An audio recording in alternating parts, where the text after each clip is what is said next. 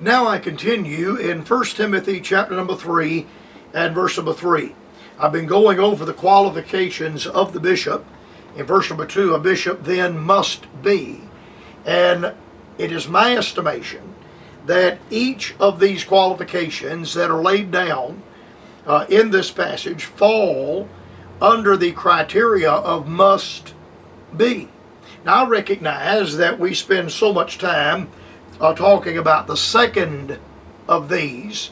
The bishop then must be the husband of one wife, and we talk about that one and major on that one at the utter expense of all of the other qualifications. And yet a man that is called of God to preach and is the husband of one wife may certainly be disqualified from the pastorate in some of these other areas. The matter of blamelessness, the matter of vigilance. And I am a preacher. And so when I say this, I'm talking about an office that I've been called to. I've been preaching almost 40 years now. But there are a lot of preachers that are not vigilant. There are a lot of preachers that are lazy. He must be sober.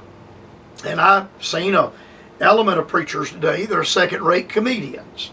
He's to be sober, which would be the opposite of somebody that's just always given to frivolous things and frivolous actions. He must be of good behavior. He must be given to hospitality. There are some men that are good men, but they're not given to the area of hospitality. They're just not given to that. Here, the bishop is to be given to hospitality, apt to teach. And if you're apt to do something, it comes quite naturally. It comes very easy. And there are a lot of preachers that are good preachers, but they're poor teachers. Well, you may be qualified in the field of evangelism. You may be qualified in some other aspect of service. But a man that is not apt to teach doesn't meet the qualification of a bishop. That's the pastor of a church. A bishop then must be apt to teach. Then, verse number 3, Paul goes on to say, not given to wine. A bishop then, as far as I'm concerned, must be a teetotaler. And I wouldn't have a lot of confidence in a preacher that drank socially. And over the years, I've run into a few men along the way pastoring fundamentalist Baptist churches that were alcoholics. Not given to wine, no striker. He's not to be a fighter. Now, that's not to say that he's a compromiser. No. You and I stand for the truth. But it is not my purpose on the Bright Spot Hour to go to war with every individual with whom I disagree, with every church with whom I disagree, with every preacher with whom I disagree. It is not my purpose on the Bright Spot Hour to go to war with every politician that I disagree with. The area of striker is a man that goes to war. He strikes out. Then again, he's not to be greedy of filthy lucre. And we have an element in the ministry today of celebrity preachers that live the life of the rich and famous.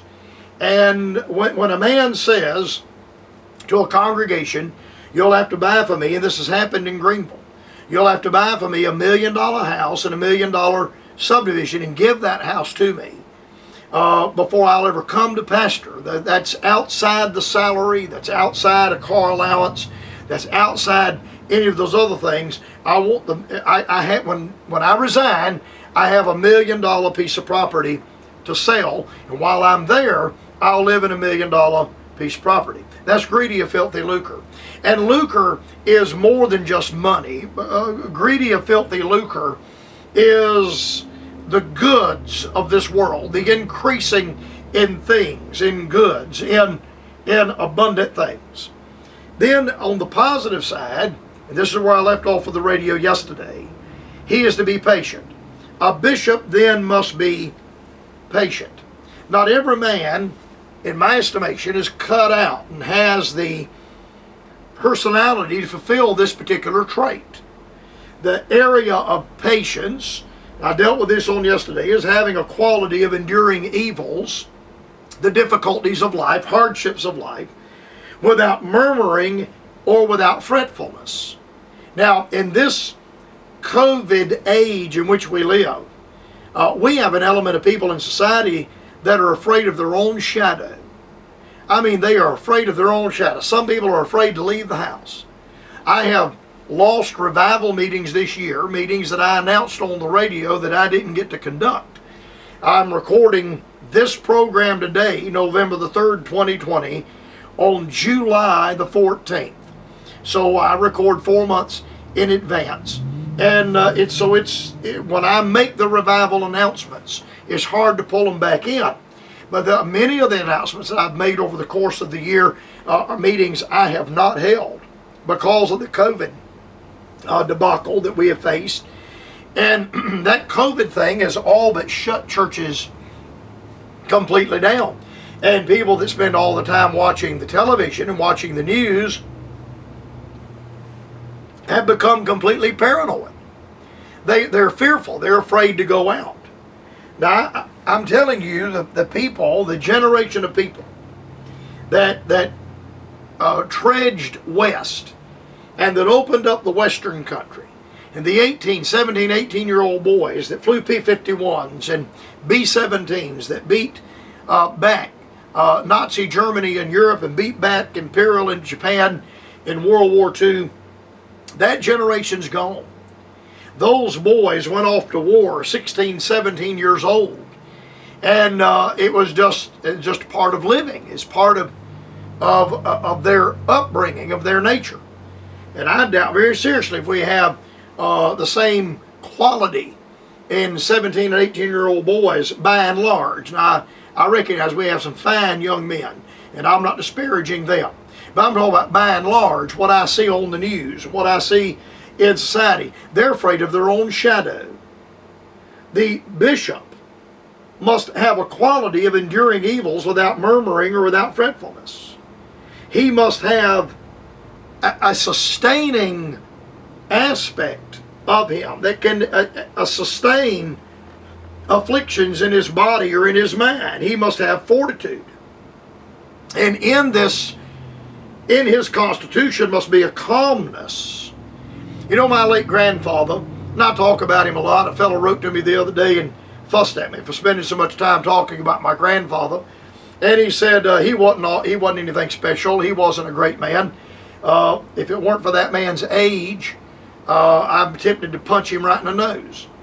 I knew my grandfather. He was my grandfather. He also pastored 55 years, pastored at the Tabernacle, had 3,300 members there at the church when he died. I never saw my grandfather in a hurry, but he was never late. And I never saw my grandfather fretful, but I know he was concerned many times about many things. If I've ever met a man or known a man that had this quality of patience, it would have had to be my grandfather, Dr. Harold Seitler. I mean, I knew him. I knew the man. I knew him. I knew him as a grandfather. I also knew him as a preacher, but I knew him as a grandfather. I never saw him flustered or frustrated. He was the walking embodiment, in my estimation, of this area of patience. The bishop is to be patient. Secondly, the area of patience carries the idea of one that is not easily provoked. And there are some men that, the least little thing provokes them. The least little thing just sets them on fire. They go into a restaurant. I've been in restaurants with preachers and preachers' wives. And if the meal was not prepared exactly as it should have been, I've seen them throw a fit. Embarrass me as their guest. The other day, my son and I were in a steakhouse in North Carolina, and we both ordered steaks. I ordered mine cooked one way. My son ordered his prepared another way. When the waitress brought the meal to us, they gave him my steak and gave me his steak. My son and I didn't throw a fit. I looked across the table. I said, "I think I've got your steak." And he said, "I think I've got yours." And so I slid his steak off onto his plate, and he slid my steak off onto my plate, and we ate it. I never said anything to that waitress about that. There was no harm done, no foul done. Nothing was hurt by that. We fixed it there at the table, and everything was done. Not easily provoked. He is calm. The bishop is to be calm and have sufferance under all kinds of circumstances. You know, the bishop becomes an anchor to the congregation. And if the bishop is a worrywart, then he's going to have a congregation of worrywarts. And if the bishop is provoked at the least little thing, if the air conditioning is not set just right, he'll throw a fit and say, bless God, I'm not preaching today. The air conditioning's not set right. And that will be the attitude of his people, and they'll say, well, everything's not going well. I'm just not going to church on Sunday night because of this or that. They'll do the exact same thing. Then I pointed out there must be a persevering spirit. There must be a calmly diligent area of perseverance. Not every man is cut out to be a bishop. Not every preacher is cut out to be a pastor. Because there are some men that don't have this quality of patience. Least little thing happens in the church and they resign and load their furniture in a U-Haul, and they'll go down the highway to the next church. And I've known some men, and they have such a reputation, you can just write it down. They'll be at that church about 24 months, maybe 30 months on the outside, and he'll be heading down the highway. Something happened, he'll go down the road. That is not a persevering spirit. That man's not cut out in my estimation. He just doesn't have the personality. He doesn't meet the qualifications of a bishop. Then again, let me say this to you. A bishop is not to be hasty. The area of patience carries the area that he is not hasty. He is not overly eager, nor is he impetuous in his demeanor or in his attitude.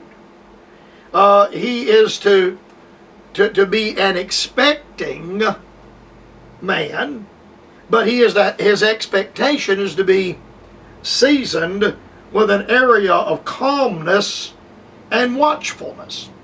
He is not to become hasty in his attitude and hasty in his outlook.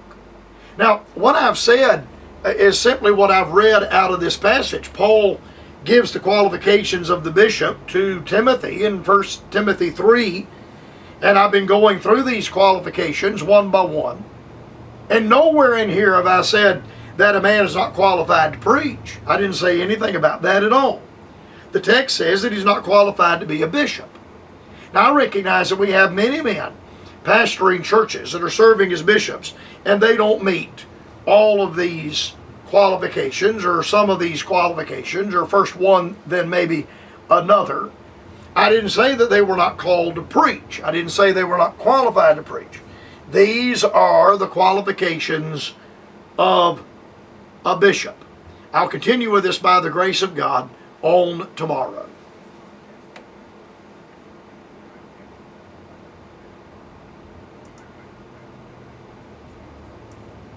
Greenville, South Carolina 29602. This is Mark Ferguson saying be by your radio tomorrow for the Bright Spot